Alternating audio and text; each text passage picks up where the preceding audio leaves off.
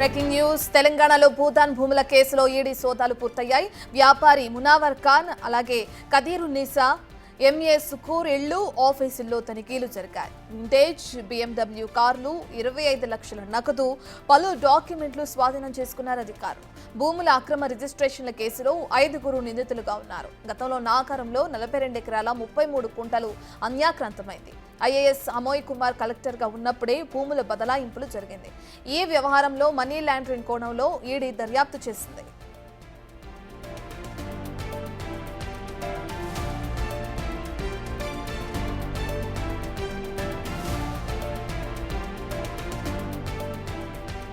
పూర్తి డీటెయిల్స్ అందించడానికి మా ప్రతినిధి రాణా అందుబాటులో ఉన్నారు. రైట్ రాణా, తెలంగాణలో భూదాన్ భూముల కేసుకి సంబంధించి ఈడీ సోదాలు కంటిన్యూ అవుతున్నట్లు మనం చూస్తున్నాం.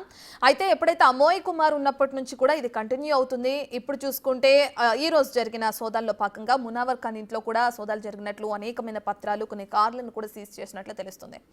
వీళ్ళిద్దరు కాకుండా ఈ కేసుకి సంబంధించి ఇంకా ఎవరైనా అధికారుల పేర్లు తెరపైకి వస్తున్నాయా, ఇంకా ఎవరైనా ఇదంతా పాల్పడినట్లు తెలుస్తుందా? డీటెయిల్స్ ఏ విధంగా ఉన్నాయి రాణా?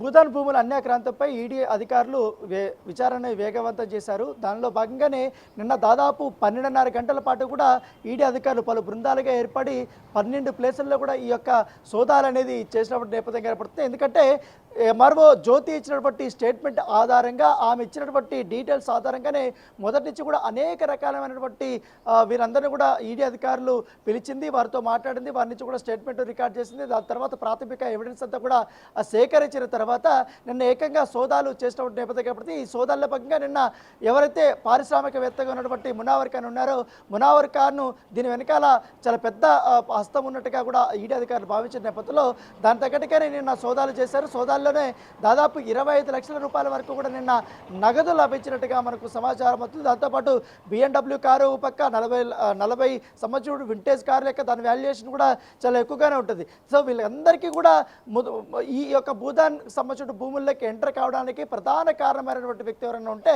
కాదరున్నీసా.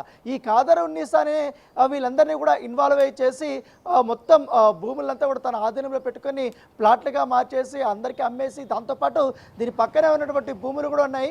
దాంట్లో పెద్ద ఎత్తున కూడా వీళ్ళందరూ కూడా కబ్జా చేసినటువంటి భూములనే IAS ఆఫీసర్ కానీ IPS ఆఫీసర్ కానీ చాలా సీనియర్స్ వాళ్ళందరూ కూడా గుంటల్లో లెక్కన వాళ్ళందరూ కూడా కొనుగోలు చేసినటువంటి నేపథ్యం అయితే కనపడుతుంది. దాంతోపాటు ఈ 42 ఎకరాలు ఏదైతే ఉందో సర్వే నెంబర్ 182లో ఉన్నటువంటి పరిస్థితి. ఈ సర్వే నెంబర్ 182లో గతంలో ఇది మొత్తం కలుపుకొని 182 కానీ 181 కానీ 100 ఎకరాల భూమి. ఈ 100 ఎకరాల భూమి వచ్చి జబర్దస్త్ ఖాన్ అనే వ్యక్తిది.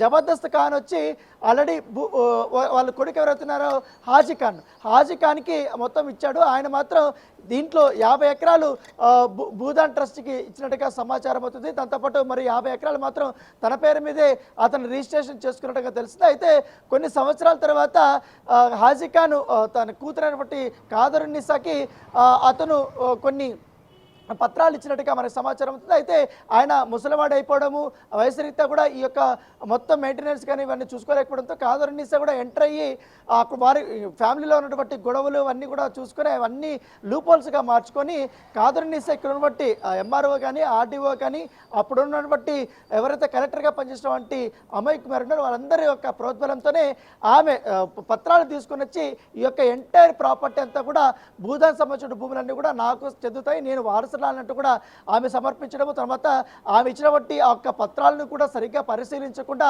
అప్పట్లో MROగా పనిచేసినటువంటి జ్యోతి కానీ RDOగా పనిచేసినటువంటి వెంకటాచారి కానీ వీళ్ళందరూ కూడా మేఘాల మీద ఆమె ఫైల్స్ అంతా కూడా క్లియర్ చేసి ఆ యొక్క ఎంటైర్ భూములంతా కూడా ఆమెకు బదలాయించడము. ఆమె బదలాయించిన తర్వాత ఆమె మరి కొంతమందిని ఇన్వాల్వ్ అయి చేసుకుని పెద్ద ఎత్తున కూడా ప్లాట్లు ఏర్పాటు చేసుకుని అమ్మేసినటువంటి నేపథ్యం అయితే కనపడుతుంది. దాంతోపాటు ముఖ్యంగా EPL కంపెనీకి కూడా దీంట్లో ఎంటర్ చేశారు కాబట్టి ఈ EPL కంపెనీకి MA సుకూర్ అనే వ్యక్తి బినామీగా ఉన్నాడనేసి కూడా ఈడీ అధికారులకి పూర్తి స్థాయి ఎవిడెన్స్ దొరికిన నేపథ్యంలో నిన్న మునావర్ ఖాన్ కానీ MA సుకూర్ కానీ దాంతోపాటు కాదరున్నీసా కానీ వీళ్ళందరి ఇళ్ళలో కూడా నిన్న సోదాలు చేసిన తర్వాత చాలా వరకు భూదాన్ ట్రస్ట్కి సంబంధించిన విషయంలో ఒక పత్రాలు దొరికాయి. వీళ్ళ ఆర్థిక లావాదేవీలు చేసినటువంటి అవన్నీ కూడా డాక్యుమెంట్స్ అన్నీ కూడా దొరికిన నేపథ్యంలో దీని వెనకాల చాలా వరకు పెద్ద తలకాయలు ఉన్నట్టుగా అధికారులు భావించారు. సో ఇవన్నీ కూడా ఇప్పుడు నేను దొరికినటువంటి కూడా పరిశీలన కార్యక్రమం ఇప్పుడు జరుగుతుంది. పరిశీలన చేసిన తర్వాత మరికొంతమంది కీలకమైన వ్యక్తులంతా కూడా ఈడీ అధికారులు విచారణకు పిలిపించే అవకాశం ఉంది. విచారణకు వచ్చిన తర్వాత అరెస్టుల పరంపర అయితే కొనసాగే అవకాశం ఉన్నట్టుగా మనకు సమాచారం అవుతుంది. Ratna. Right, thank you Rana.